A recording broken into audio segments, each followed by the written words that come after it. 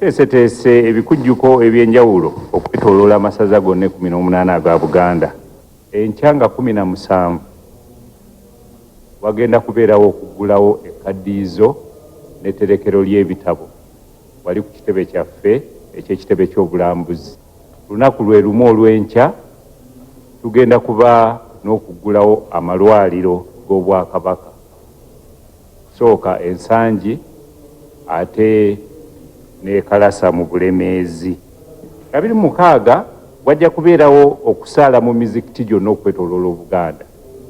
Ate 27 wajja kubeerawo okusaba mu kkanisa y'aba Seventh Day Advent wonna mu Buganda.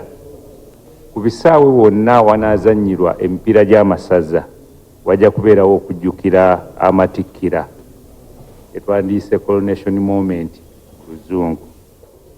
Nga 28 tujja kubeera n'okusaba mu makanisa gonna n'amakereziya okwetooloola amasaza gonna 18 aga Buganda.